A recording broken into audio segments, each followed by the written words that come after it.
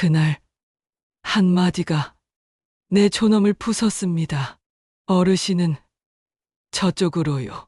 그런데요. 그 한마디가 세상을 흔들 줄 누가 알았을까요? 사연 시작하기 전 복 많이 들어오는 무료 버튼인 구독, 좋아요를 눌러주세요. 여러분의 클릭 한 번이 저희에겐 큰 힘이 됩니다. 퇴직 후 2년째를 맞이한 박영자의 하루는 늘 같은 패턴으로 흘러갑니다. 아침 6시면 어김없이 눈이 떠지고 간단히 세수를 마친 뒤 교회로 향하는 게 일상이었죠. 교회에서 드리는 새벽 예배는 영자에게 하루를 시작하는 힘이자 위안이었습니다. 예배당 나무 의자에 앉아 찬송가를 부르는 동안 영자는 잠시나마 세상의 무게를 내려놓을 수 있었어요. 목사님의 설교 말씀이 귀에 들어오지 않을 때도 있었지만 그저 그 공간에 있다는 것만으로도 마음이 편안해졌습니다. 예배를 마치고 집으로 돌아오는 길 골목 어귀의 단골 빵집에서 식빵 한 봉지를 사는 것도 빠지지 않는 루틴이었어요. 빵집 주인 아주머니는 영자를 보면 늘 환하게 웃으며 인사를 건넸습니다. 영자 씨, 오늘도 일찍 나오셨네요. 각 구운 식빵 드릴게요. 따뜻한 빵 냄새가 코끝을 간지리면 영자는 작은 행복을 느꼈죠. 이런 사소한 일상의 순간들이 영자에게는 삶의 이유가 되어 주었습니다. 오전 시간은 주로 집안일로 채워집니다. 작은 투룸 아파트지만 구석구석 정리하고 닦다 보면 어느새 점심시간이 다가오곤 했죠. 영자는 청소를 할 때마다 남편 재훈의 흔적을 발견하곤 했습니다. 거실 책장에 꽂힌 재훈이 즐겨 읽던 소설책, 옷장 깊숙한 곳에 걸린 재훈의 낡은 코트, 서랍 속에 남아있는 재훈의 안경. 그럴 때마다 영자는 잠시 손을 멈추고 그 물건들을 한참 바라보곤 했어요. 10년이 지났지만 여전히 재훈의 부재는 영자에게 큰 빈자리로 남아 있었습니다. 혼자 사는 집이라 밥상도 소박합니다. 냉장고에 있는 반찬으로 간단히 한 끼를 때우고 나면 오후에는 재래시장으로 발걸음을 옮깁니다. 시장 상인들과 정겨운 인사를 나누며 반찬거리를 고르는 시간은 영자에게 소소한 즐거움이었어요. 영자 씨, 오늘은 고등어가 싱싱해요 하며 건네는 생선가게 아주머니의 말 한마디에도 영자는 환하게 웃어줍니다. 야채가게 아저씨는 늘 덤을 듬뿍 얹어주셨고 떡집 할머니는 갓 만든 인절미 한 조각을 맛보라며 건네주곤 했죠. 시장은 영자에게 단순히 물건을 사는 곳이 아니라 사람들과 연결되어 있다는 느낌을 주는 소중한 공간이었습니다. 장을 보고 집으로 돌아오는 길, 영자는 가끔 공원 벤치에 앉아 쉬어가곤 했습니다. 공원에는 영자처럼 혼자 산책을 나온 노인들이 여럿 있었어요. 어떤 할머니는 손주를 데리고 나와 그네를 밀어주고 있었고 어떤 할아버지는 신문을 펼쳐들고 앉아 계셨습니다. 영자는 그들을 바라보며 문득 외로움을 느꼈어요. 모두가 누군가와 함께 있는 것처럼 보였거든요. 영자만 홀로 벤치에 앉아 있는 것 같았습니다. 저녁 무렵이면 베란다에 놓인 작은 의자에 앉아 커피 한 잔을 마시며 하루를 정리하는 게 영자의 유일한 사치였습니다. 아파트 창밖으로 보이는 석양을 바라보면서 영자는 가끔 지나간 시간들을 떠올리곤 했죠. 남편 재훈과 처음 만났던 날, 결혼식을 올렸던 날, 아들 민수를 낳았던 날, 행복했던 순간들이 파노라마처럼 스쳐 지나갔습니다. 하지만 그 행복했던 시간들은 이제 추억 속에만 존재했어요. 재훈은 벌써 10년 전에 세상을 떠났습니다. 갑작스러운 심근경색이었어요. 그날 아침도 평소와 다르지 않았습니다. 재훈은 신문을 읽으며 커피를 마시고 있었고 영자는 부엌에서 아침 설거지를 하고 있었죠. 그런데 갑자기 재훈이 가슴을 움켜쥐며 쓰러졌습니다. 영자는 급히 구급차를 불렀지만 병원으로 실려갔을 때는 이미 늦어버린 뒤였죠. 의사는 고개를 저으며 말했습니다. 유가족분들께 조의를 표합니다. 그 순간 영자의 세상이 무너져 내렸어요.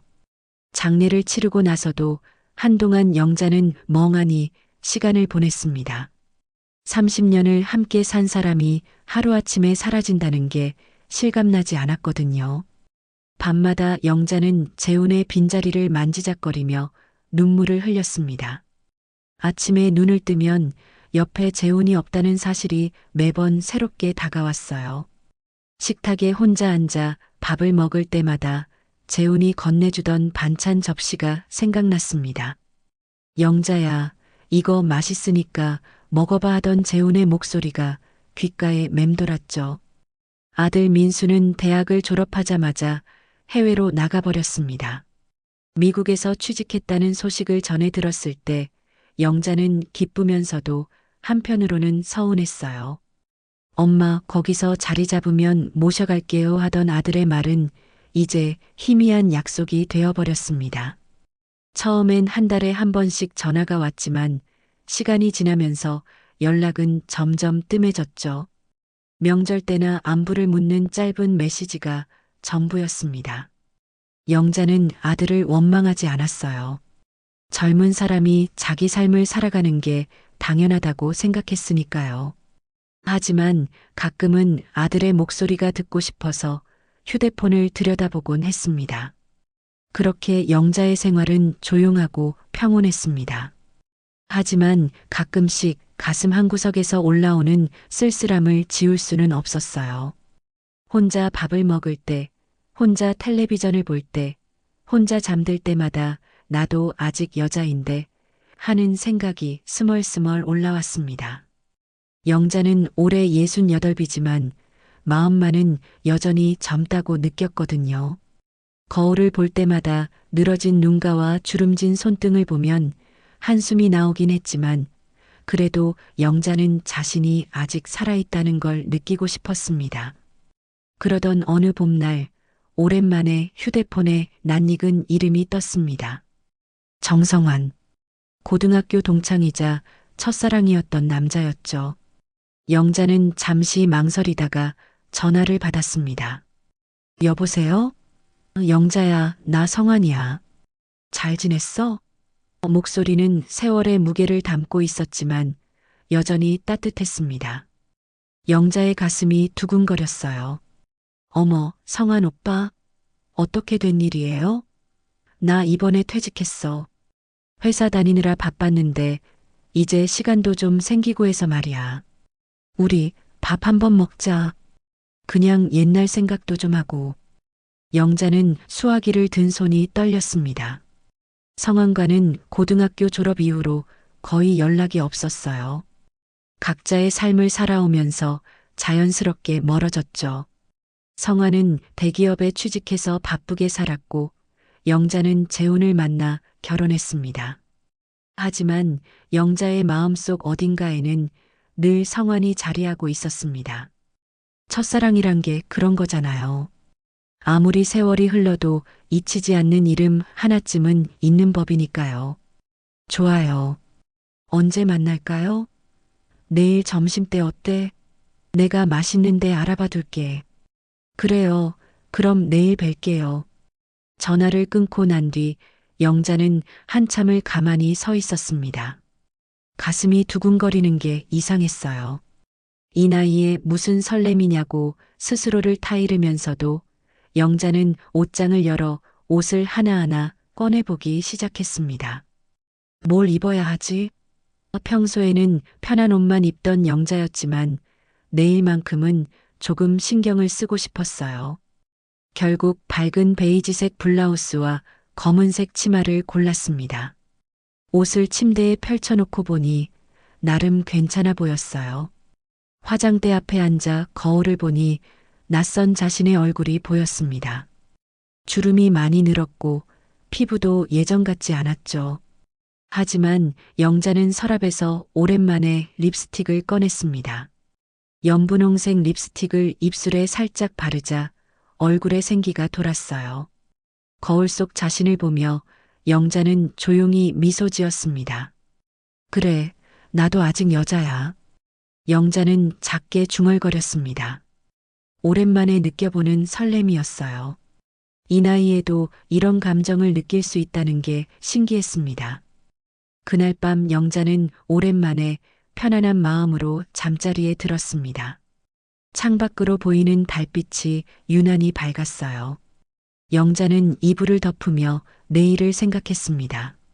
성환을 만나면 무슨 이야기를 나눌까? 지난 세월 동안 어떻게 살아왔는지 서로의 근황을 물어볼까? 영자는 잠들기 전까지 이런저런 상상을 했습니다. 그리고 언젠가부터 잊고 지냈던 감정이 가슴속에서 조용히 깨어나는 걸 느꼈어요. 다음 날 아침 영자는 평소보다 일찍 눈을 떴습니다. 시계를 보니 아직 5시 반이었어요. 새벽 예배 시간보다도 이른 시각이었죠. 영자는 침대에서 일어나 화장대 앞에 앉았습니다. 거울 속 자신을 보며 어젯밤 준비해둔 옷을 다시 한번 확인했어요.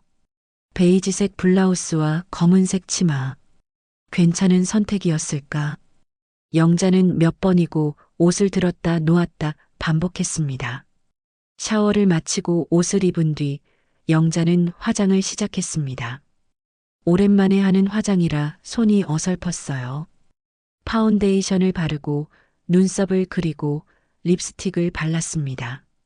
거울을 보니 조금은 젊어 보이는 것 같았어요. 영자는 작게 미소 지으며 가방을 챙겼습니다. 약속 시간은 오후 1시였지만 영자는 벌써부터 긴장되기 시작했죠. 집을 나서기 전 영자는 현관 거울 앞에서 마지막으로 자신의 모습을 확인했습니다. 괜찮아, 괜찮아. 스스로에게 용기를 북돋우며 문을 열었어요. 밖은 화창한 봄날이었습니다. 햇살이 따뜻하게 내리쪼이고 거리의 나무들은 연두색 잎을 피워 올리고 있었죠. 영자는 버스 정류장으로 향했습니다.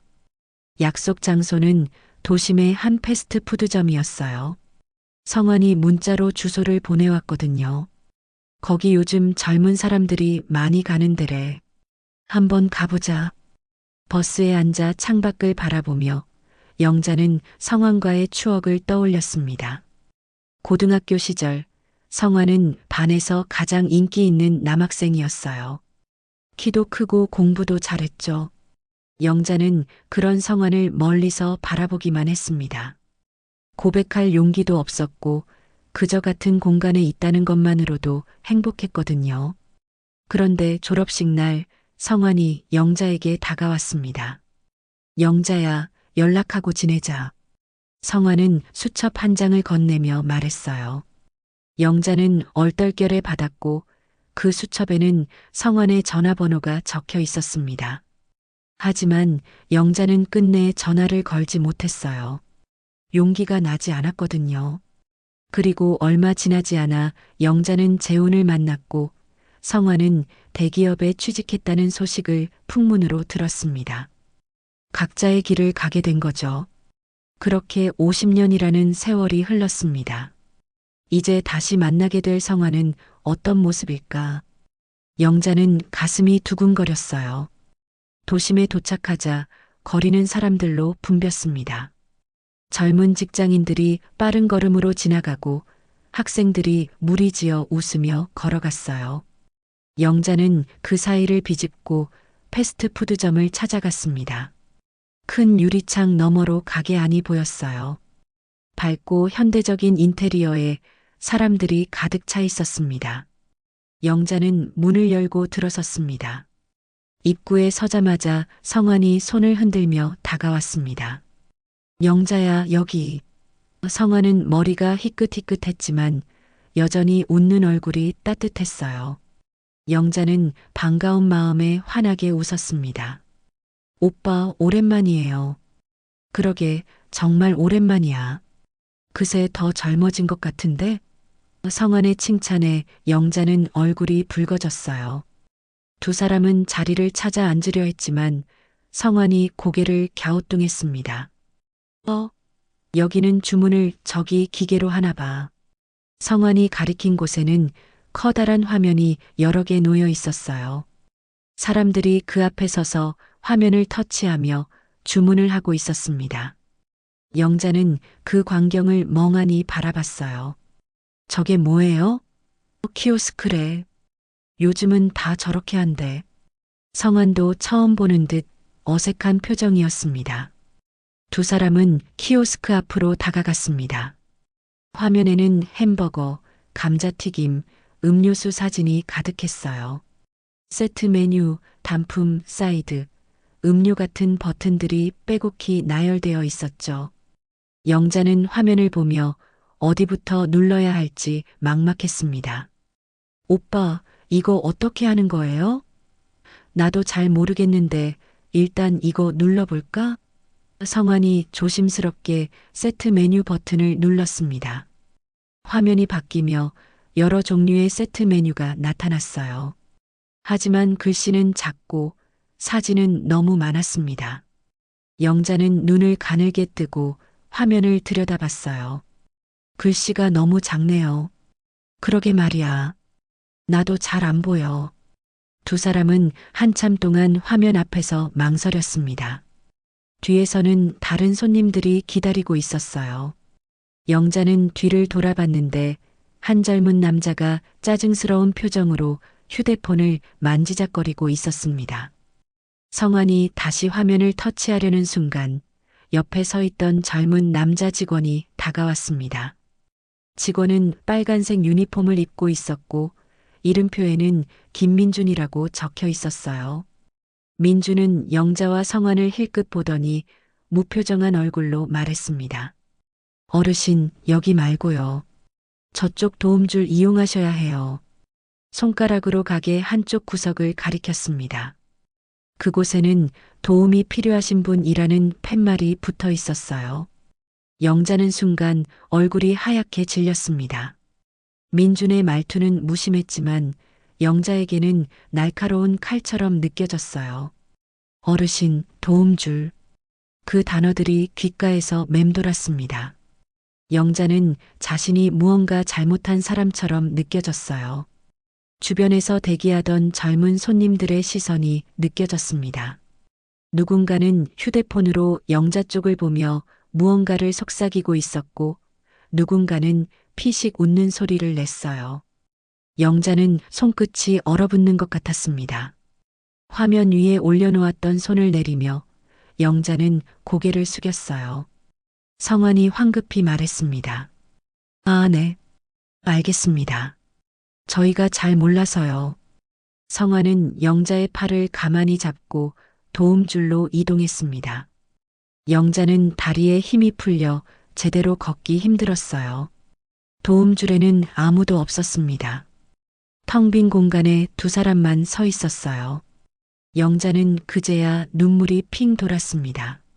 나 뭐 잘못한 거 있어요? 아니야, 영자야. 내가 잘못한 게 아니야. 성환이 다독였지만 영자의 마음은 무너져 내리고 있었습니다.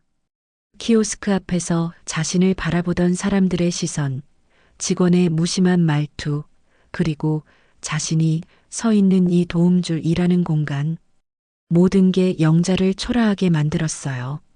잠시 후 다른 직원이 와서 주문을 받았습니다. 뭐 드릴까요? 밝은 목소리였지만 영자는 제대로 대답할 수 없었어요. 성환이 대신 주문을 했습니다. 햄버거 세트 2개요. 음료는 콜라로 주세요. 주문을 마치고 영자와 성환은 자리에 앉았습니다. 햇빛이 유리창을 통해 들어왔지만 영자에게는 그 빛이 너무 눈부셨어요. 영자는 손수건을 꺼내 눈가를 조용히 훔쳤습니다. 성환은 아무 말도 하지 않았지만 영자의 손을 가만히 잡아주었어요. 괜찮아, 영자야. 하지만 영자는 괜찮지 않았습니다. 오늘 하루가, 이 순간이 너무나 창피하고 슬펐거든요. 영자는 고개를 숙인 채 작게 중얼거렸습니다. 나도 사람인데, 나도 손님인데, 그 말은 누구에게 하는 것도 아니었지만 영자의 마음속 깊은 곳에서 울려나온 외침이었습니다. 주문한 햄버거가 나왔지만 영자는 손을 대지 못했습니다. 식욕이 완전히 사라져버렸거든요. 성화는 영자의 상태를 살피며 조심스럽게 입을 열었습니다. 영자야, 조금이라도 먹어봐. 배고프잖아. 하지만 영자는 고개를 저었어요. 입맛이 없어요. 미안해요, 오빠. 영자의 목소리는 떨리고 있었습니다. 성화는 한숨을 쉬며 자신의 햄버거를 집어들었습니다. 괜찮아. 천천히 마음 정리하자. 요즘 젊은 애들이 좀 무례하긴 해. 성환의 위로는 진심이었지만 영자의 마음을 제대로 위로하지 못했어요. 오히려 영자는 더 큰 상처를 받았습니다. 무례하다는 말이 영자에게는 자신이 낡고 쓸모없는 존재처럼 느껴지게 만들었거든요. 영자는 창밖을 바라봤습니다. 거리를 지나가는 젊은이들이 보였어요. 그들은 모두 빠른 걸음으로 어딘가를 향해 가고 있었습니다. 휴대폰을 들고 웃으며 이야기를 나누는 모습, 이어폰을 끼고 음악을 들으며 걷는 모습, 모두가 자신의 세계 안에서 살아가고 있었죠. 영자는 문득 자신이 그 세계에서 완전히 분리된 존재처럼 느껴졌습니다. 나는 이제 이 세상 사람이 아닌가 봐. 영자는 속으로 중얼거렸어요. 식사를 마치고 가게를 나서는 길, 영자는 다시 한번 키오스크를 바라봤습니다. 여전히 사람들이 줄을 서서 화면을 터치하고 있었어요. 너무나 자연스럽게 아무런 어려움 없이. 영자는 자신만 그 기계를 다루지 못한다는 사실이 부끄러웠습니다. 나만 못하는 거야. 나만 늙은이인 거야. 영자의 마음속에서 자책이 싹트기 시작했어요. 성화는 영자를 집까지 바래다 주겠다고 했지만 영자는 정중히 거절했습니다. 괜찮아요, 오빠. 혼자 갈 수 있어요. 오늘은 좀 쉬고 싶어요. 영자의 목소리에는 지친 기색이 역력했습니다. 성화는 더 이상 말리지 않았어요. 그래, 알았어. 집에 가서 푹 쉬어. 내가 내일 전화할게. 두 사람은 그렇게 헤어졌습니다. 버스를 타고 집으로 돌아오는 길, 영자는 창밖을 멍하니 바라봤습니다. 아침에 봤던 풍경과 똑같았지만 이제는 모든 게 낯설게 느껴졌어요. 나무의 연두색 잎도 따뜻한 햇살도 거리를 걷는 사람들도 모든 것이 영자와는 동떨어진 세계처럼 보였습니다. 영자는 가슴 한구석이 텅 빈 것 같았어요. 집에 도착해 현관문을 열고 들어서자 고요한 정막이 영자를 맞이했습니다. 아무도 없는 빈집. 영자는 신발을 벗고 거실로 들어가 소파에 주저앉았어요. 그제야 눈물이 쏟아져 내렸습니다. 영자는 손으로 얼굴을 가리고 소리 없이 울었습니다. 왜 이렇게 된 걸까? 왜 나만 이런 취급을 받아야 하는 걸까? 한참을 울고 나서야 영자는 겨우 정신을 차렸습니다. 화장대 거울을 보니 화장이 번져 있었어요. 아침에 그렇게 공들여 했던 화장이 엉망이 되어 있었습니다. 영자는 화장을 지우며 거울 속 자신을 바라봤어요. 주름진 얼굴, 힘없는 눈빛. 거울 속에는 늙고 지친 여자만 보였습니다. 나는 이제 끝난 사람이야. 영자는 작게 중얼거렸어요. 저녁 무렵 영자는 베란다에 나가 의자에 앉았습니다. 평소처럼 커피를 마시려 했지만 손이 떨려서 제대로 들 수가 없었어요. 영자는 커피잔을 내려놓고 창밖을 바라봤습니다. 석양이 지고 있었어요. 붉은 노을이 하늘을 물들이고 있었지만 영자의 눈에는 그저 슬픈 색깔로만 보였습니다. 그날 밤 영자는 잠을 이루지 못했습니다. 침대에 누워 천장을 바라보며 오늘 있었던 일을 되새겼어요. 키오스크 앞에서의 그 순간, 직원의 무심한 말투, 주변 사람들의 시선, 모든 게 생생하게 떠올랐습니다. 영자는 이불을 뒤집어 쓰고 다시 눈물을 흘렸어요. 나는 왜 이렇게 약한 걸까? 왜 이렇게 쉽게 무너지는 걸까? 며칠이 지났습니다. 영자는 집 밖으로 나가지 않았어요. 새벽 예배도 가지 않았고 재래시장에도 가지 않았습니다. 그저 집 안에서 텔레비전을 보거나 멍하니 시간을 보냈죠. 성환이 전화를 걸어왔지만 영자는 받지 않았어요.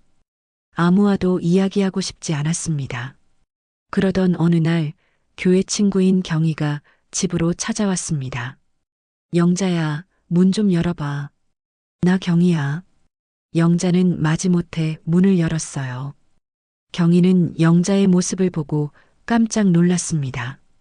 어머, 너 왜 이렇게 됐어? 무슨 일 있었어? 경희의 목소리에는 걱정이 가득했어요. 영자는 경희를 거실로 안내하고 소파에 앉혔습니다. 경희는 가방에서 과일을 꺼내며 말했어요. 요즘 교회에도 안 나오고 전화도 안 받고 무슨 일인지 궁금해서 왔어. 영자는 한참을 망설이다가 입을 열었습니다. 경희야, 나 이상한 질문 하나 해도 돼? 그래, 뭔데? 나 너무 늙은 걸까? 세상에 쓸모없는 사람이 된 걸까? 경희는 영자의 손을 잡으며 물었습니다. 무슨 소리야? 갑자기 왜 그래? 영자는 그제야 며칠 전 패스트푸드점에서 있었던 일을 털어놓았어요. 키오스크 앞에서의 당혹감, 직원의 말, 주변 사람들의 시선. 모든 걸 이야기하자 다시 눈물이 나왔습니다. 경희는 한참 동안 아무 말도 하지 않았습니다. 그러다 조용히 휴대폰을 꺼내 무언가를 검색하기 시작했어요. 경희야, 뭐 하는 거야? 잠깐만. 경희는 화면을 스크롤하다가 갑자기 표정이 굳어졌습니다. 영자야, 이거 혹시 너 아니야? 경희가 휴대폰을 영자에게 내밀었어요. 화면에는 한 영상이 떠 있었습니다. 제목은 노인 키오스크 차별 논란이었어요. 영자는 화면을 들여다봤습니다. 영상 속에는 키오스크 앞에서 당황한 노인 여성이 있었고 젊은 직원이 다가와 무언가를 말하는 장면이 담겨 있었습니다. 영자는 숨이 막혔어요. 영상 속 여성의 옆얼굴, 그 옷차림, 그 상황. 분명히 자신이었습니다. 이게 나야? 영자의 손이 덜덜 떨렸습니다. 경희는 미안한 표정으로 고개를 끄덕였어요. 댓글 좀 봐. 영자는 떨리는 손으로 화면을 내렸습니다. 댓글란에는 수많은 글들이 달려 있었어요. 왜 저런 사람들은 공공장소 나오냐? 집에나 있지. 기계도 못 쓰면서 뭐하러 나와? 요즘 노인들 진짜 문제다. 악의적인 말들이 가득했습니다. 영자는 휴대폰을 경희에게 돌려주고 얼굴을 손으로 가렸어요. 세상이 무너지는 것 같았습니다. 자신이 전 국민의 웃음거리가 되어버렸다는 사실이 믿기지 않았어요. 어떻게 이럴 수가 있어? 누가 날 찍은 거야? 영자야, 진정해. 이건 촬영한 사람이 잘못한 거야. 경희가 영자를 안아주며 말했지만 영자의 마음은 이미 산산조각 나 있었습니다. 영자는 그날 밤 잠을 한숨도 자지 못했습니다. 머릿속에서는 그 영상이 계속 재생되었어요. 수많은 사람들이 자신을 보고 웃고 있을 거라는 생각에 영자는 숨을 쉴 수가 없었습니다. 나는 이제 끝났어. 완전히 끝났어. 영자는 이불을 뒤집어 쓰고 몸을 웅크렸습니다. 세상 모든 것이 두렵고 무서웠어요. 다음 날 아침 영자는 여전히 침대에 누워 있었습니다. 새벽 예배 시간이 지나도 일어날 힘이 없었어요. 몸도 마음도 완전히 지쳐버렸습니다. 창문 틈으로 들어오는 햇살조차 영자에게는 부담스러웠어요. 영자는 커튼을 꼭꼭 닫고 어두운 방 안에 홀로 남았습니다. 휴대폰이 울렸습니다. 화면에는 민수라는 이름이 떠 있었어요. 아들이었습니다. 영자는 잠시 망설이다가 전화를 받았습니다. 여보세요? 엄마, 저예요. 민수. 오랜만에 듣는 아들의 목소리였어요. 하지만 그 목소리에는 평소와 다른 무언가가 섞여 있었습니다. 긴장감 같은 것이었죠. 민수야, 잘 지내니? 영자는 애써 밝은 목소리를 냈습니다. 엄마, 있잖아요. 제가 할 말이 있어서요. 민수의 목소리가 조심스러웠어요. 영자는 가슴이 철렁 내려앉았습니다. 무슨 일인데? 엄마, 그 영상 말이에요. 인터넷에 떠돌고 있는 거. 혹시 엄마 맞아요? 영자는 숨이 멎는 것 같았어요. 아들까지 그 영상을 봤다는 사실이 믿기지 않았습니다. 어떻게 내가 그걸 어떻게 알았니? 엄마, 여기 미국에서도 사람들이 공유하고 있어요. 한인 커뮤니티에서 난리예요. 저한테 연락 온 사람도 있고요. 혹시 내 엄마 아니냐고. 민수의 말에 영자는 눈앞이 캄캄해졌습니다. 한국뿐만 아니라 해외까지. 영자의 수치심은 이제 국경을 넘어버린 거였어요. 엄마, 그게 정말 엄마예요? 민수가 다시 물었습니다. 영자는 대답할 수가 없었어요. 목이 메어서 말이 나오지 않았습니다. 엄마. 민수의 목소리가 조금 높아졌어요. 왜 그런 데를 가신 거예요? 키오스크 같은 거 모르시면 그냥 집에 계시면 되잖아요. 왜 굳이 나가서 그런 망신을 당하세요?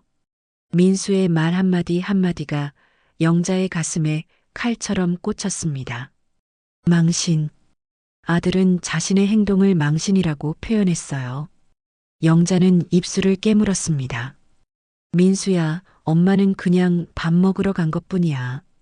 친구 만나서 밥 먹으려고 그래도 그렇죠. 이제 사람들이 저한테 물어봐요. 내 엄마 맞냐고. 전 뭐라고 대답해야 돼요? 창피해서 어떻게 해요? 영자는 전화기를 쥔 손이 떨렸습니다. 아들이 자신을 창피해 한다는 사실이 너무나 아팠어요. 미안하다, 민수야. 엄마가 잘못했어. 엄마, 이제 좀 조심하세요. 제발. 저도 여기서 살아야 하잖아요. 민수는 그 말을 끝으로 전화를 끊어버렸습니다. 영자는 휴대폰을 손에서 놓치고 바닥에 주저앉았어요. 내가 뭘 잘못한 거지? 영자는 스스로에게 물었습니다. 햄버거를 먹으러 간 게 잘못인가요? 키오스크를 못 다룬 게 잘못인가요? 아니면 나이가 든 게 잘못인가요? 영자는 답을 찾을 수 없었어요. 다만 한 가지는 확실했습니다. 세상이 아들까지도 자신을 외면하고 있다는 사실이었죠. 그날 하루 종일 영자는 방 안에만 있었습니다. 밥도 먹지 않았고 물도 마시지 않았어요. 그저 침대에 누워 천장을 바라보며 시간을 보냈습니다. 머릿속에서는 온갖 생각들이 뒤섞였어요. 내가 살아야 할 이유가 뭐지? 나는 누구에게도 필요 없는 사람이야. 그냥 사라져버리면 모두가 편할 텐데. 저녁 무렵 창문 밖에서 아이들의 웃음소리가 들려왔습니다. 학교를 마치고 돌아온 아이들이 놀이터에서 뛰어놀고 있었어요. 그 소리가 영자에게는 칼처럼 날카롭게 들렸습니다. 자신은 저렇게 웃을 수 없다는 생각이 들었거든요. 영자는 귀를 막고 이불 속으로 파고들었습니다. 밤이 되자 휴대폰에 경희에게서 문자가 왔습니다. 영자야, 괜찮아? 전화 좀 받아봐. 걱정돼. 하지만 영자는 답장하지 않았어요. 아무와도 이야기하고 싶지 않았습니다. 세상 모든 사람이 자신을 손가락질하고 있는 것 같았거든요. 다음 날도 그 다음 날도 영자는 집 밖으로 나가지 않았습니다. 교회 목사님이 전화를 걸어왔지만 받지 않았고 시장 단골 아주머니가 집 앞까지 찾아왔지만 문을 열어주지 않았어요. 영자는 세상과 단절된 채 혼자만의 어둠 속에 갇혀 있었습니다. 그러던 어느 날 밤 영자는 베란다 창문을 열고 밖을 내다봤습니다. 거리는 고요했어요. 가로등 불빛만이 희미하게 길을 비추고 있었습니다. 영자는 난간에 손을 얹고 아래를 내려다봤어요. 10층 높이에서 내려다본 땅은 까마득했습니다. 문득 이상한 생각이 들었어요. 여기서 뛰어내리면 모든 게 끝날까? 영자는 고개를 저었습니다. 무서운 생각이었어요. 하지만 동시에 유혹적인 생각이기도 했습니다. 이 고통에서 벗어날 수 있다면, 이 수치심에서 해방될 수 있다면, 영자는 난간을 꽉 움켜잡았어요. 손에 힘을 주자 난간의 차가운 느낌이 전해졌습니다. 바로 그때 뒤에서 휴대폰 벨소리가 울렸습니다. 영자는 깜짝 놀라 뒤를 돌아봤어요. 화면에는 정성환이라는 이름이 떠 있었습니다. 영자는 잠시 망설이다가 전화를 받았습니다. 여보세요? 영자야, 나야. 성환이야. 그동안 연락이 안 돼서 걱정했어. 성환의 목소리는 따뜻했습니다. 영자는 그제야 눈물이 흘러내렸어요. 오빠 영자야, 울지 마. 내가 그 영상 봤어. 댓글도 다 봤고. 성환의 말에 영자는 더 큰 소리로 울기 시작했습니다. 오빠, 나나 이제 어떻게 살아야 해?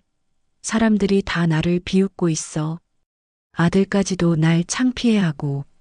영자야, 잘 들어. 성환의 목소리가 단호해졌습니다. 넌 부끄러워할 일이 아니야. 절대로. 잘못한 건 세상이야. 너를 그렇게 대한 사람들이야. 너는 아무 잘못도 하지 않았어. 하지만 모두가 뭐? 영자야, 그 사람들은 내가 어떤 사람인지 몰라. 내가 얼마나 열심히 살아왔는지, 얼마나 좋은 사람인지 전혀 몰라. 그들의 말에 휘둘리지 마. 성환의 말은 영자의 마음에 조금씩 스며들었습니다. 하지만 오빠, 난 이미 망가졌어. 회복할 수 없을 것 같아. 아니야, 영자야. 넌 아직 살아있잖아. 숨 쉬고 있잖아. 그럼 다시 시작할 수 있어. 내가 도와줄게. 성환의 목소리에는 힘이 있었어요. 영자는 베란다 밖을 다시 한번 바라봤습니다. 어둠 속에서도 멀리 불빛들이 반짝이고 있었어요. 누군가는 저 불빛 아래서 살아가고 있었습니다. 영자도 그들처럼 살아갈 수 있을까요? 영자는 난간에서 손을 떼고 방 안으로 들어왔습니다. 오빠, 나 어떻게 해야 해? 일단 내일 나 좀 만나줄래? 할 이야기가 있어. 알았어, 오빠. 전화를 끊은 뒤 영자는 침대에 앉아 한참을 생각했습니다. 세상은 여전히 차갑고 냉혹했지만 적어도 한 사람은 자신의 편이었어요. 성환이 있었습니다. 영자는 작은 희망을 품으며 눈을 감았습니다. 다음 날 오전 영자는 오랜만에 집 밖으로 나섰습니다.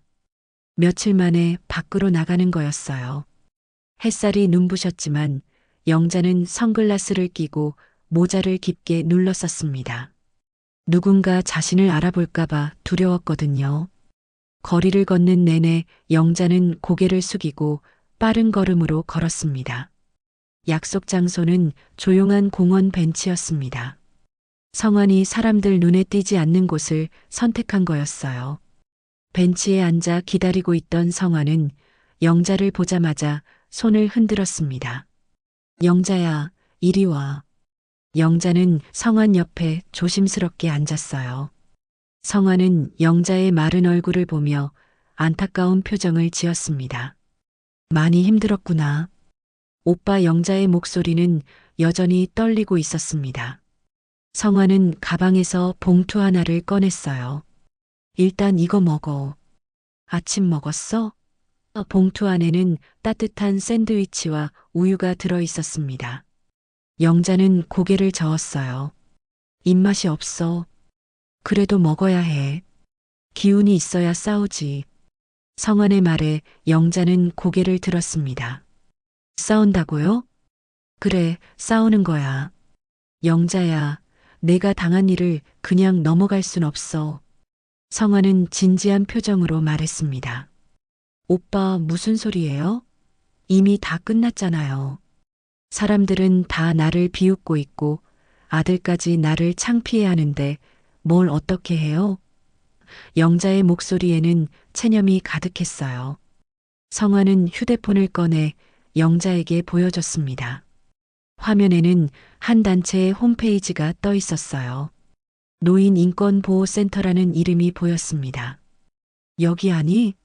노인들이 겪는 차별과 인권 침해, 사례를 모아서 사회에 알리는 곳이야. 내가 어제 연락했어. 영자는 화면을 보며 고개를 저었습니다. 오빠, 나는 그런 거 못해요. 사람들 앞에 나서는 거 무서워요. 영자야, 들어봐. 성환이 영자의 손을 잡았습니다. 지금 내가 겪은 일은 너만 겪은 게 아니야. 수많은 노인들이 똑같은 일을 겪고 있어. 키오스크뿐만 아니라 은행, 병원, 관공서 어디든지. 기계로 다 바뀌면서 우리 같은 사람들은 점점 밀려나고 있어. 근데 아무도 목소리를 내지 않으면 세상은 절대 변하지 않아. 영자는 성환의 말을 듣고 있었지만 여전히 두려움이 앞섰습니다. 하지만 오빠, 내가 나서면 사람들이 더 비웃을 거예요. 댓글에 쓴 것처럼 집에나 처박혀 있으라고 할 거예요. 그럴 수도 있지. 하지만 영자야, 내 이야기를 들으면 공감하는 사람도 분명히 있을 거야. 너처럼 상처받은 사람들, 너처럼 억울한 사람들, 그 사람들이 내 편이 될 거야. 성화는 봉투에서 서류 한 장을 꺼냈습니다. 이거 인터뷰 제안서야. 센터에서 내 이야기를 듣고 싶대. 영상으로 촬영해서 사람들에게 보여주고 싶다고. 물론 내가 원하지 않으면 안 해도 돼. 하지만 나는 내가 이번엔 내 목소리로 세상에 말했으면 좋겠어. 영자는 서류를 받아들고 한참을 들여다봤습니다. 귀하의 경험은 우리 사회에 꼭 필요한 목소리입니다라는 문장이 눈에 들어왔어요. 영자는 입술을 깨물었습니다. 오빠, 나는 그럴 용기가 없어요. 카메라 앞에 서는 것도 무섭고 사람들이 뭐라고 할지도 무서워요. 영자야, 용기라는 게 원래 무서움을 모르는 게 아니야. 무서워도 해내는 게 용기지. 성환의 말이 영자의 가슴을 두드렸습니다. 지금 내가 느끼는 두려움, 그거 당연한 거야. 하지만 그 두려움에 갇혀서 평생 숨어 살 거야? 아니면 한 번쯤은 맞서 볼 거야? 영자는 고개를 들어 하늘을 바라봤습니다. 파란 하늘에 구름이 천천히 흘러가고 있었어요. 바람이 불어와 영자의 머리카락을 스쳤습니다. 영자는 문득 남편 재훈의 말이 떠올랐어요. 재훈은 살아생전에 자주 말했습니다. 영자야, 내가 생각하는 것보다 너는 훨씬 강한 사람이야. 영자는 성환을 돌아봤습니다. 오빠, 내가 인터뷰를 하면 정말 세상이 변할까요? 변할 수도 있고 안 변할 수도 있어. 하지만 적어도 내 안에 있던 응어리는 풀릴 거야. 그리고 누군가 한 명이라도 내 이야기를 듣고 위로받을 수 있다면 그것만으로도 의미 있는 일 아닐까? 영자는 서류를 다시 한번 읽어 내려갔습니다. 인터뷰 날짜는 이틀 뒤였어요. 장소는 센터 사무실이었습니다. 영자는 한참을 망설이다가 작게 고개를 끄덕였습니다. 해볼게요. 한번 해보겠어요. 성환의 얼굴에 환한 미소가 번졌어요. 잘 생각했어, 영자야. 내가 같이 갈게. 혼자 아니야. 집으로 돌아오는 길, 영자는 가슴이 두근거렸습니다. 두려움도 있었지만 동시에 이상한 설렘도 있었어요. 자신의 이야기를 세상에 들려준다는 것. 그게 무슨 의미가 있을지는 몰랐지만 적어도 더 이상 숨어 있지는 않기로 결심했습니다. 집에 도착해서 영자는 거울 앞에 섰습니다. 거울 속에는 여전히 지친 얼굴이 보였지만 눈빛만큼은 조금 달라진 것 같았어요. 할 수 있어. 나도 할 수 있어. 영자는 스스로에게 말했습니다. 그날 밤 영자는 인터뷰에서 무슨 말을 할지 생각해 봤습니다. 키오스크 앞에서의 그 순간, 직원의 말투, 사람들의 시선, 그리고 지금까지 느껴온 외로움과 소외감, 모든 걸 솔직하게 이야기해야겠다고 생각했어요. 더 이상 숨기지 않기로 했습니다. 다음 날 아침 영자는 옷장을 열고 단정한 옷을 골랐습니다. 검은색 재킷과 흰색 블라우스, 화장도 조심스럽게 했어요. 거울을 보며 영자는 깊게 숨을 들이마셨습니다. 괜찮아. 이제는 울지 말자. 이제는 내 목소리를 내자. 영자는 자신에게 다짐했습니다. 인터뷰 당일 성환이 영자의 집 앞에서 기다리고 있었습니다. 준비됐어? 떨려요, 오빠. 손이 계속 떨려요. 영자는 솔직하게 말했어요. 성환이 영자의 손을 꽉 잡아줬습니다. 괜찮아. 나도 옆에 있을게. 넌 그냥 내가 느낀 걸 있는 그대로 말하면 돼. 센터 사무실에 도착하자 담당자가 반갑게 맞아줬습니다. 박영자 어르신이시죠? 오셨군요. 저희가 정말 감사드립니다. 용기 내주셔서요. 담당자의 따뜻한 말에 영자는 조금 긴장이 풀렸어요. 촬영 준비가 시작되자 영자는 의자에 앉았습니다. 카메라가 영자를 향하고 있었어요. 편하게 말씀하시면 돼요. 천천히 있었던 일을 그대로 이야기해 주세요. 담당자가 부드럽게 말했습니다. 영자는 깊게 숨을 들이마시고 입을 열었습니다. 저는 그날 단지 햄버거를 먹고 싶었을 뿐이에요. 영자의 목소리가 떨렸지만 계속 이어갔습니다. 친구를 만나 밥을 먹고 싶었고 옛날 이야기도 나누고 싶었어요. 그게 전부였어요. 영자는 그날의 일을 하나하나 이야기했습니다. 키오스크 앞에서의 당혹감, 직원의 말, 사람들의 시선, 그리고 그 뒤에 느낀 수치심과 절망. 눈물이 흘러내렸지만 영자는 말을 멈추지 않았어요. 누군가의 말 한마디가 제 존엄을 무너뜨렸습니다. 저도 사람이에요. 저도 존중받고 싶어요. 카메라가 멈추고 담당자가 영자에게 다가왔습니다. 정말 감사합니다. 어르신의 용기가 많은 사람들에게 힘이 될 거예요. 영자는 휴지로 눈물을 닦으며 작게 미소 지었습니다. 뭔가 무거운 짐을 내려놓은 기분이었어요. 인터뷰 영상이 공개된 건 그로부터 사흘 뒤였습니다. 노인인권보호센터는 영자의 인터뷰를 자신들의 누리집과 영상 플랫폼에 올렸어요. 제목은 존엄을 되찾는 용기 -한 여성의 고백이었습니다. 영자는 영상이 올라간다는 소식을 듣고 두려움에 떨었어요.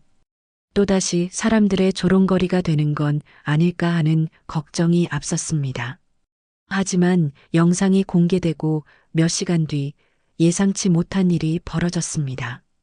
댓글창에 글들이 빠르게 올라오기 시작한 거예요. 경희가 급하게 전화를 걸어왔습니다. 영자야, 영상 봤어? 댓글 좀 봐봐. 지금 난리야. 영자는 떨리는 손으로 휴대폰을 켰습니다. 화면을 내리자 수백 개의 댓글이 달려 있었어요. 우리 엄마 생각났어요. 은행 가실 때마다 기계 앞에서 당황하시는 모습 보면 마음이 아팠는데 할머니, 용기 내주셔서 감사합니다. 저도 할아버지 모시고 다니면서 느꼈어요. 세상이 너무 빨리 변해서 어르신들이 소외되고 계신다는 걸 눈물 났습니다.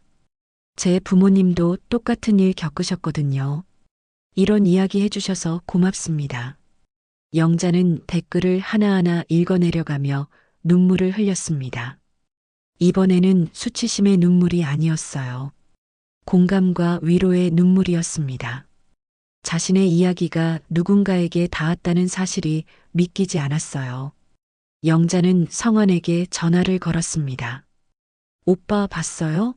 사람들이 내 편이에요. 그럼 내가 뭘 했어? 내 이야기가 힘이 있다고 했잖아. 성환의 목소리에는 기쁨이 묻어났어요. 오빠 고마워요. 오빠가 아니었으면 나 이러지 못했을 거예요. 영자는 진심으로 감사했습니다. 성환이 없었다면 영자는 여전히 어둠 속에 갇혀 있었을 테니까요. 영상은 빠르게 퍼져나갔습니다. 누리집 방문자 수가 급증했고 여러 언론사에서 센터에 연락을 해왔어요. 인터뷰 요청이 쏟아졌습니다. 센터 담당자가 영자에게 전화를 걸었습니다. 어르신, 지금 여러 방송국에서 인터뷰 요청이 들어오고 있습니다. 괜찮으시면 한두 곳 정도는 응해 주실 수 있을까요? 영자는 잠시 망설였습니다. 카메라 앞에 서는 게 여전히 두려웠거든요.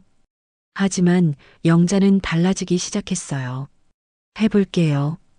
더 많은 사람들에게 이야기하고 싶어요. 영자의 대답에 담당자는 감격했습니다. 정말 감사합니다. 어르신의 용기가 사회를 변화시키고 있습니다. 며칠 뒤 영자는 한 방송국의 아침 프로그램에 출연했습니다. 진행자는 영자에게 부드럽게 질문했어요. 그날 기분이 어떠셨나요? 마치 제가 투명 인간이 된 것 같았어요. 아무도 저를 사람으로 대해주지 않는 느낌이었죠. 영자의 대답에 스튜디오가 조용해졌습니다. 많은 어르신들이 비슷한 경험을 하고 계신다고 들었습니다. 진행자가 말을 이었어요. 네, 저만 겪은 일이 아니에요. 제 친구들, 교회분들, 많은 어르신들이 같은 고통을 겪고 계세요. 기계는 편리하지만 그 기계를 다루지 못한다고 해서 사람을 무시해서는 안 된다고 생각해요. 영자의 말은 진심이었고 그 진심이 사람들에게 전해졌습니다. 방송이 끝나고 영자가 집으로 돌아오자 휴대폰에 수십 통의 문자가 와 있었어요. 교회 친구들, 시장 아주머니들, 심지어 오랫동안 연락하지 않았던 지인들까지 모두가 영자를 응원하는 메시지를 보냈습니다. 영자 씨, 방송 봤어요. 정말 멋있었어요. 우리 영자가 이렇게 용감한 사람이었다니. 나도 똑같은 경험했어요. 영자 씨 덕분에 용기 얻었어요. 영자는 메시지를 읽으며 가슴이 벅차올랐어요. 자신이 누군가에게 힘이 될 수 있다는 사실이 신기했습니다. 하지만 모든 반응이 긍정적인 것만은 아니었습니다. 여전히 악의적인 댓글도 있었어요. 노인들이 기계 못 쓰는 건 당연한 거 아니야? 세상에 적응 못하면 도태되는 거지. 왜 사회가 늙은이들 맞춰줘야 하는데? 같은 글들이었죠. 영자는 그런 댓글을 볼 때마다 가슴이 아팠습니다. 어느 날 저녁 영자는 베란다에 앉아 그런 댓글들을 다시 읽어봤습니다. 예전 같았으면 무너졌을 텐데 이제는 달랐어요. 영자는 그 댓글들이 자신을 향한 게 아니라 그들 자신의 두려움을 반영한다는 걸 알게 되었습니다. 저 사람들도 언젠가 늙겠지. 그때 가서야 알게 되겠지. 그때 휴대폰이 울렸습니다. 화면에는 민수라는 이름이 떠 있었어요. 아들이었습니다. 영자는 잠시 망설이다가 전화를 받았습니다. 여보세요? 엄마 민수의 목소리는 지난번과 달랐어요. 조심스럽고 떨리고 있었습니다. 민수야. 엄마, 저 방송 봤어요. 여기 미국에서도 한인들이 다 봤어요. 영자는 가슴이 철렁했습니다. 또 창피하다는 말을 들을까봐 두려웠어요. 엄마, 미안해요. 제가 지난번에 너무 심하게 말했어요. 엄마가 얼마나 힘드셨을지 생각도 안 하고. 민수의 목소리가 떨렸습니다. 엄마 인터뷰 보면서 울었어요. 제가 엄마한테 얼마나 못된 아들이었는지 깨달았어요. 엄마는 잘못한 게 하나도 없는데 제가 엄마를 창피해 했다니 영자는 눈물이 흘러내렸어요. 괜찮아, 민수야. 엄마가 이해해. 아니에요, 엄마. 괜찮지 않아요. 엄마, 정말 미안해요. 그리고 자랑스러워요. 엄마가 용기 내서 이야기해 주신 거. 민수의 말에 영자는 더 이상 참을 수 없었습니다. 소리내어 울기 시작했어요. 민수야, 엄마, 울지 마세요. 제가 곧 한국 갈게요. 엄마 보러 갈게요. 전화를 끊고 난 뒤 영자는 한참을 울었습니다. 이번에는 슬픔의 눈물이 아니었어요. 기쁨과 안도의 눈물이었습니다. 아들이 자신을 이해해줬다는 사실, 자랑스러워한다는 말. 그 모든 게 영자에게는 큰 위로가 되었습니다. 다음 날 아침 영자는 오랜만에 새벽 예배에 나갔습니다. 교회 문을 열고 들어서자 교인들이 박수를 치며 영자를 맞이했어요. 영자 집사님, 정말 대단하세요. 우리 영웅이에요. 영자는 얼굴이 붉어지며 손을 흔들었습니다. 아니에요, 제가 뭐. 예배를 마치고 나오는 길 목사님이 영자를 따로 불렀습니다. 영자 집사님, 용기 내주셔서 감사합니다.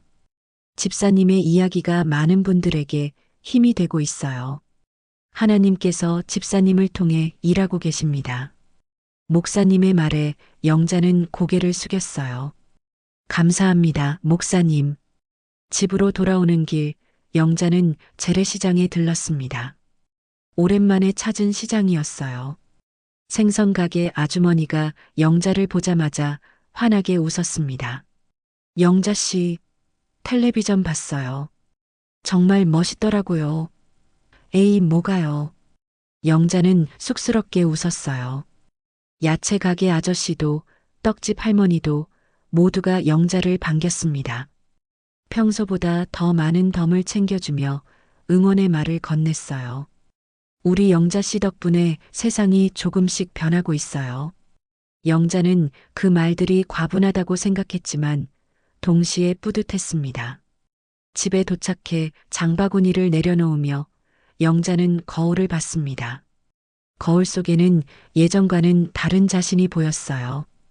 여전히 주름은 있고 머리는 희끗희끗했지만 눈빛만큼은 달라져 있었습니다.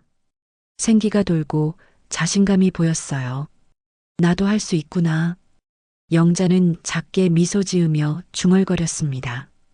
영자의 인터뷰가 사회적 파장을 일으키기 시작했습니다.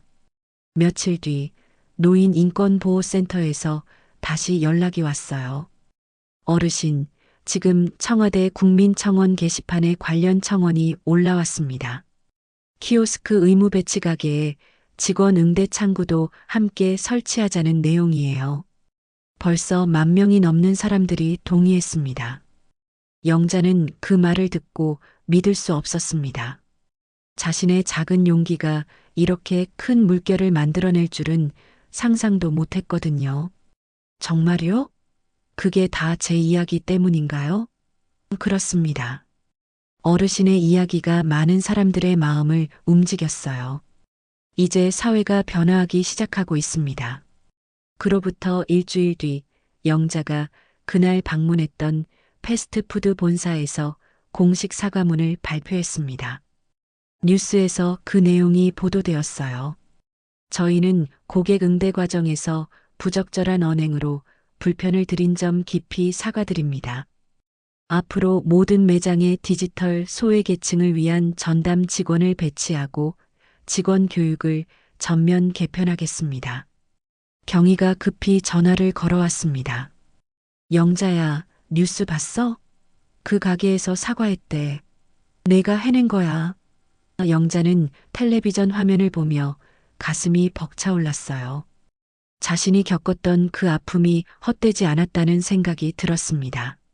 누군가는 더 이상 자신과 같은 상처를 받지 않아도 된다는 사실이 기뻤어요. 며칠 뒤 센터에서 특별한 제안이 들어왔습니다. 어르신, 저희가 노인 디지털 교육 봉사단을 만들려고 합니다. 키오스크뿐만 아니라 스마트폰, 은행기계, 각종 디지털 기기 사용법을 어르신들께 알려드리는 거죠. 혹시 어르신께서 그 봉사단에 참여하실 의향이 있으신지요? 영자는 순간 당황했습니다. 저요? 저도 기계를 잘 못 다루는데요. 괜찮습니다. 함께 배우시면서 다른 어르신들을 도와주시면 돼요. 오히려 같은 어려움을 겪으신 분이 가르쳐 주시면 더 공감이 되고 편안해 하실 겁니다. 담당자의 말에 영자는 고개를 끄덕였어요. 해보겠습니다. 저도 배우고 싶어요. 다음 주부터 영자는 센터에서 진행하는 디지털 교육에 참여하기 시작했습니다. 젊은 강사가 차근차근 가르쳐 줬어요. 키오스크 사용법, 스마트폰 앱 설치 방법, 은행 기기 조작법. 처음에는 어려웠지만 영자는 포기하지 않았습니다. 메모를 하고 집에서 혼자 연습하며 조금씩 익혀갔어요. 한 달 뒤 영자는 봉사단 명찰을 받았습니다. 노인 디지털 교육 봉사단 마이너스 박영자라고 적힌 명찰이었어요. 영자는 그 명찰을 가슴에 달고 거울을 봤습니다. 뿌듯함이 밀려왔어요. 자신이 누군가를 도울 수 있는 사람이 되었다는 사실이 믿기지 않았습니다. 첫 봉사활동 날 영자는 한 대형마트 앞에 섰습니다. 그곳에는 무인 계산대가 여러 대 설치되어 있었어요. 한 할머니가 계산대 앞에서 난감한 표정으로 서 있었습니다. 영자는 다가가 부드럽게 말을 건넸어요. 할머니, 제가 도와드릴까요? 할머니는 고개를 끄덕였습니다. 이거 어떻게 하는 건지 모르겠어요. 직원은 안 보이고 괜찮아요. 제가 알려드릴게요. 어렵지 않아요. 영자는 천천히 설명하기 시작했습니다. 먼저 여기 이 화면을 보세요. 이 버튼을 누르시면 시작이에요. 영자는 할머니의 손을 잡고 함께 버튼을 눌렀어요. 이제 물건 바코드를 이 부분에 대시면 돼요. 천천히 하셔도 괜찮아요. 급하지 않아요.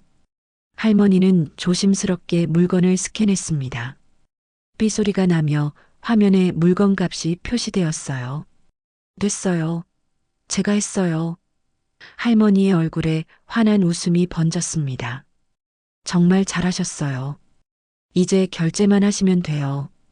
카드 넣는 곳이 여기 보이시죠? 영자는 끝까지 친절하게 알려줬어요. 할머니가 결제를 마치자 영자를 꼭 안아줬습니다. 고마워요. 덕분에 용기가 났어요. 이제 혼자서도 할 수 있을 것 같아요. 영자는 그 말을 듣고 가슴이 뭉클했습니다. 자신이 누군가에게 용기를 줄 수 있다는 게 이렇게 기쁜 일인지 몰랐어요. 할머니가 떠나간 뒤 영자는 잠시 그 자리에 서서 주변을 둘러봤습니다. 마트 안에는 여전히 키오스크와 무인 기계들이 가득했지만 이제 영자는 두렵지 않았어요.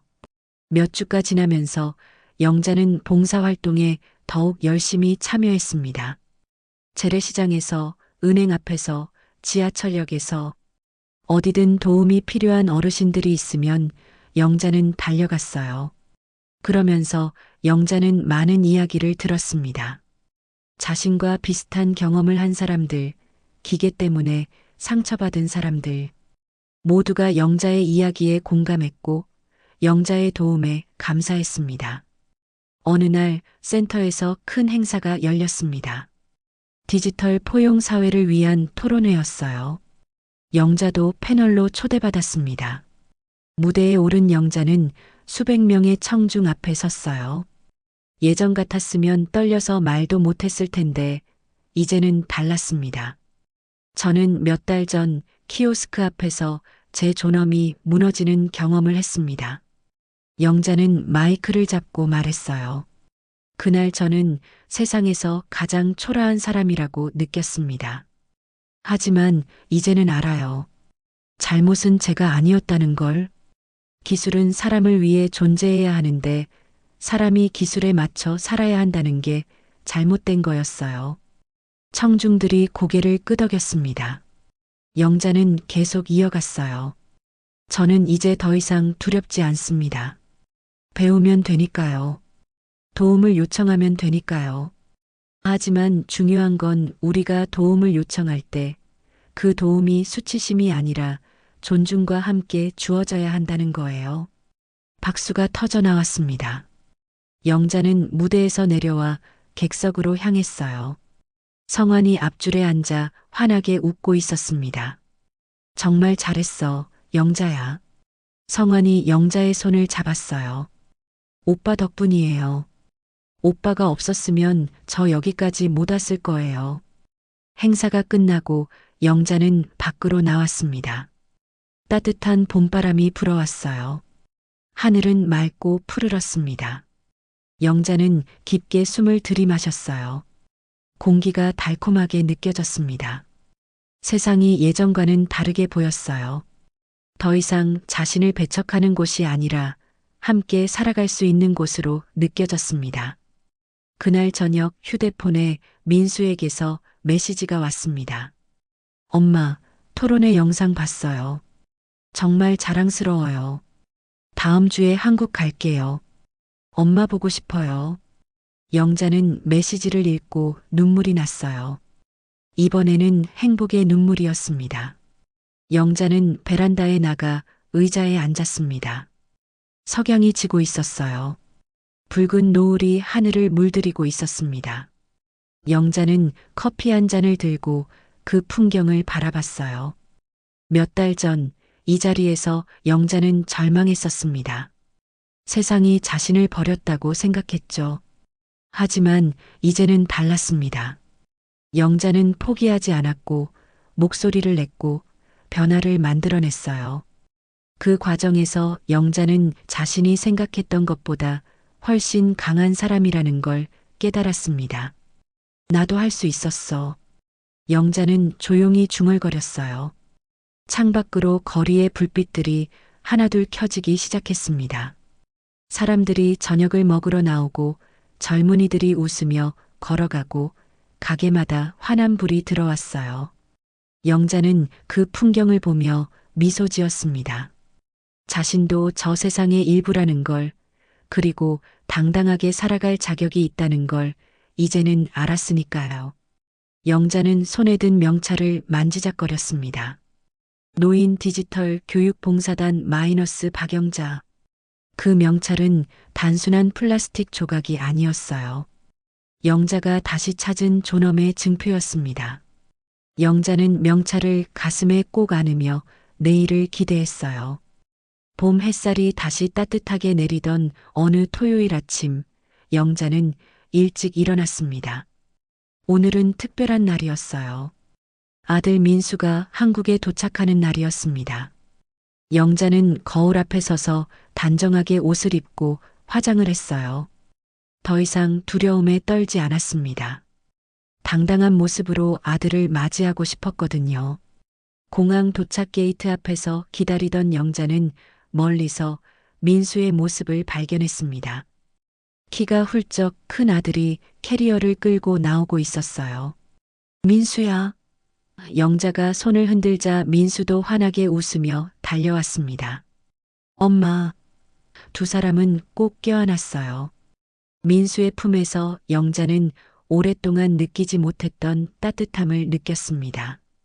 엄마, 보고 싶었어요. 민수의 목소리가 떨렸어요. 나도 보고 싶었어, 우리 아들. 영자는 민수의 등을 토닥였습니다. 한참을 안고 있다가 두 사람은 손을 잡고 공항을 나섰어요. 엄마, 많이 달라지셨어요. 표정이 밝아지셨어요. 민수가 말했습니다. 집에서 식사를 마치고 민수가 조심스럽게 물었습니다. 엄마, 오늘 시간 있으세요? 같이 나가실래요? 어디 가고 싶은 데 있어? 엄마가 그날 갔던 그 가게요. 거기 다시 가보고 싶어요. 엄마랑 같이. 영자는 잠시 망설였습니다.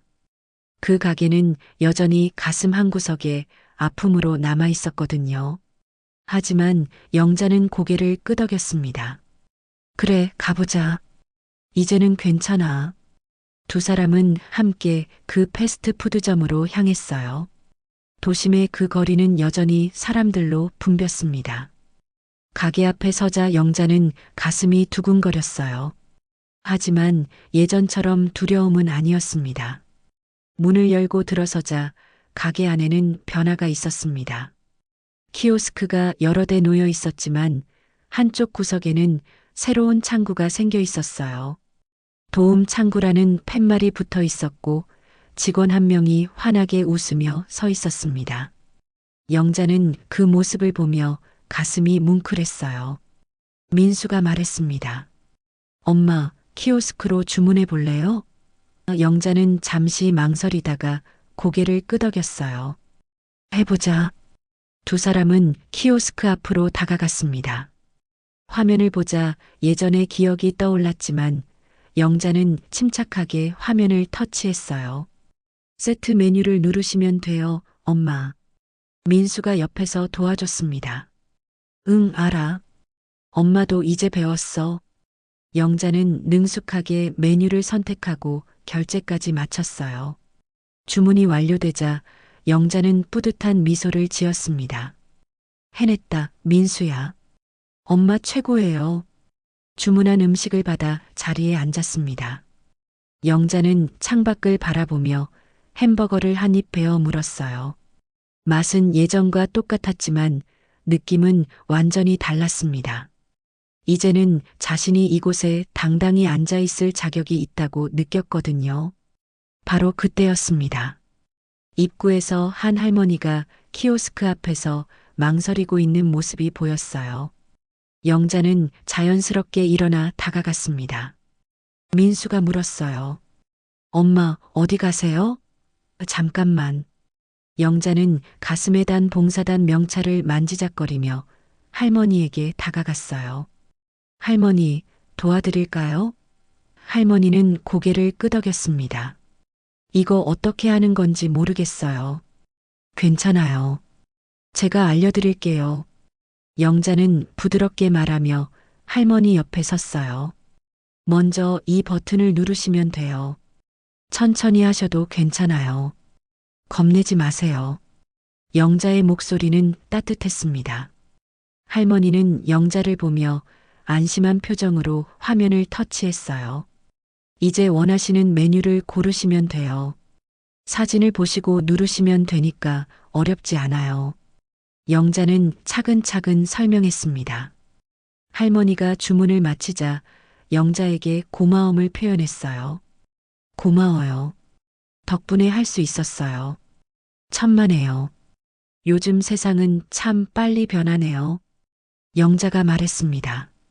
그래도 마음만은 늙지 않아요. 할머니가 환하게 웃으며 대답했어요. 영자는 그 말에 깊이 공감했습니다. 그래요. 마음만은 늙지 않는 거예요. 민수는 멀리서 그 모습을 지켜보며 감동했습니다. 자리로 돌아온 영자에게 민수가 말했어요. 엄마, 정말 멋있어요. 엄마도 누군가의 도움을 받았으니까. 이제는 내가 도와줄 차례지. 영자는 가슴에 단 봉사단 명찰을 가리키며 말했습니다. 두 사람은 식사를 마치고 밖으로 나왔습니다. 따뜻한 봄바람이 불어왔어요. 거리에는 사람들이 북적였고 햇살은 눈부시게 빛나고 있었습니다. 영자는 그 햇살을 받으며 깊게 숨을 들이마셨어요. 민수야, 엄마 말 좀 들어줄래? 네, 엄마. 엄마는 그날 이후로 많은 걸 배웠어. 세상이 빠르게 변해도 우리가 포기하지 않으면 따라갈 수 있다는 것. 그리고 목소리를 내면 세상이 들어준다는 것. 영자는 계속 이어갔습니다. 처음엔 무서웠어. 모든 게 두려웠지. 하지만 용기를 내서 말하고 나니까 세상이 달라 보이더라. 민수는 영자의 손을 꽉 잡았습니다. 엄마, 제가 항상 엄마 편이에요. 잊지 마세요. 고마워, 민수야. 두 사람은 손을 잡고 공원으로 향했습니다. 며칠 뒤 영자는 다시 봉사활동을 나갔습니다. 이번에는 민수도 함께했어요. 두 사람은 지하철역 키오스크 앞에서 어르신들을 도왔습니다. 할머니, 이렇게 하시면 돼요. 할아버지, 천천히 하셔도 괜찮아요. 영자와 민수의 목소리가 역사에 울려 퍼졌어요. 도움을 받은 어르신들은 고마워하며 떠났습니다. 영자는 그들의 뒷모습을 보며 뿌듯해했어요. 자신이 겪었던 아픔이 이제는 다른 사람들을 돕는 힘이 되고 있었습니다. 상처는 치유되었고 그 자리에 존엄이 자리 잡았어요. 저녁이 되어 집으로 돌아온 영자는 베란다에 나가 의자에 앉았습니다. 어둠이 내려앉고 거리에 불빛들이 하나둘 켜지기 시작했어요. 민수가 커피 2잔을 들고 나왔습니다. 엄마, 같이 마셔요. 고마워, 아들. 두 사람은 나란히 앉아 불빛들을 바라봤습니다. 영자는 멀리 보이는 불빛들을 보며 생각했어요. 저 불빛 아래에는 수많은 사람들이 살아가고 있었습니다. 각자의 이야기를 가지고 각자의 삶을 살아가고 있었어요. 영자도 그 중 한 사람이었습니다. 더 이상 투명한 존재가 아니라 당당하게 빛나는 한 사람이었어요. 민수야, 엄마는 이제 괜찮아. 정말 괜찮아. 영자는 아들을 보며 미소 지었어요. 그리고 고마워. 내가 와줘서. 제가 더 고마워요, 엄마. 엄마가 저한테 용기를 가르쳐 주셨어요. 두 사람은 서로를 바라보며 웃었습니다. 밤하늘에 별이 하나둘 떠오르기 시작했습니다. 영자는 그 별들을 보며 생각했어요. 자신도 저 별처럼 작지만 빛나고 있다고. 어둠 속에서도 포기하지 않고 빛을 내고 있다고. 그리고 그 빛이 누군가에게 희망이 될 수 있다고. 카메라가 천천히 멀어지며 영자의 뒷모습을 담습니다. 베란다에 앉아 아들과 이야기를 나누는 영자. 그 어깨 위에는 더 이상 수치심이나 두려움이 없었습니다. 오직 존엄의 빛만이 놓여 있었어요. 영자는 하늘을 올려다봤습니다. 구름 사이로 달빛이 쏟아져 내렸어요. 따뜻하고 부드러운 빛이었습니다. 영자는 그 빛을 받으며 조용히 미소 지었습니다. 그래, 나도 아직 여자야. 그리고 무엇보다 나는 사람이야. 세상은 여전히 빠르게 변하고 있었지만 영자는 더 이상 두렵지 않았습니다. 배우면 되고 도움을 요청하면 되고 목소리를 내면 되니까요. 그리고 무엇보다 자신의 존엄을 지키는 법을 알게 되었으니까요. 영자의 이야기는 끝이 아니라 시작이었습니다. 새로운 삶의 시작. 존엄을 되찾은 한 여성의 아름다운 여정. 그 여정은 지금도 계속되고 있었어요.